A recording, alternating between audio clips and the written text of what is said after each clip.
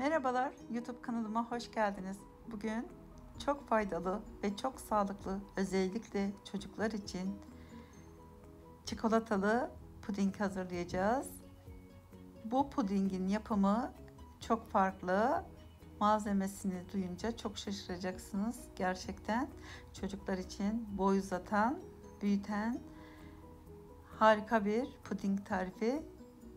Çikolatalı pudingi kim sevmez ki? Bu şekilde çocuklarınıza sağlıklı bir kahvaltılık hazırlamış olursunuz.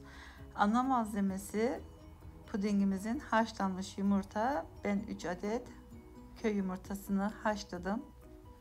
Kabuklarını soydum. Üzerine 4 tatlı kaşığı kakao ekledim.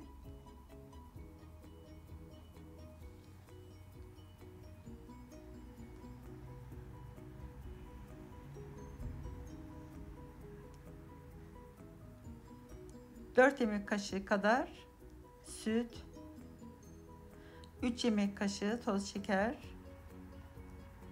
Yumurta kokusu gelmiyor. Fakat aroması güzel olsun diye bir paket şekerli vanilin ekledim.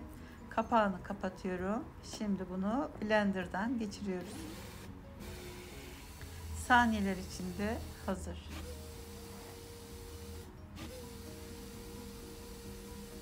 Bizim evde çocuklar haşlanmış yumurta sevmiyorlar. Ne kızarmış ne de haşlanmış yumurta yemiyorlar. Ama tabii ki büyüme çağındalar, yemeleri gerekiyor. Ben de bu şekilde hazırlıyorum. Her sabah kahvaltıda onlara yediriyorum. İçinde yumurta olduğunu bilmiyorlar. Bilseler yemezler. Bayılarak, çok severek tüketiyorlar. Kıvamı gördüğünüz gibi pürüzsüz bir hal aldı. Şimdi artık uygun bir kaseye dökebiliriz.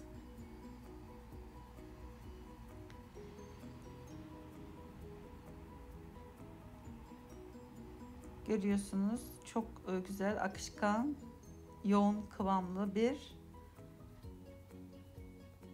dokusu var.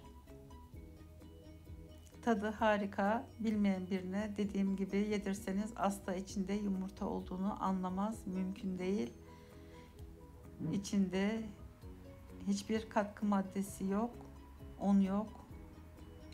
Nişasta yok. Ve pişirmeden hazırladığımız bu nefis pudingi mutlaka çocuklarınız için veya kendiniz için hazırlayabilirsiniz. Şekerin miktarını size bırakıyorum. Her yumurta için 1 yemek kaşığı toz şeker yeterli geliyor. Bizim evde çocuklar bunu krebe sürüp o şekilde yiyorlar. Daha eğlenceli bir hale geliyor. Bu şekilde incecik krepleri hazırlıyorum onlara sabahları.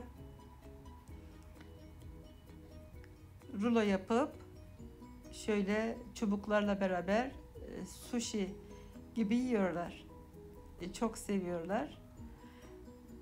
Çocuklar için denemenizi öneririm özellikle. Buraya kadar da izlediyseniz, videom sizin için faydalı olduysa lütfen beğen tuşuna basıp, abone değilseniz de abone olup bildirim zilini aktif hale getirirseniz ben video paylaştığımda size bildirim gelir. İzlediğiniz için teşekkür ediyorum. Başka tariflerde, başka videolarda görüşmek dileğiyle. Hoşça kalın. Afiyet olsun.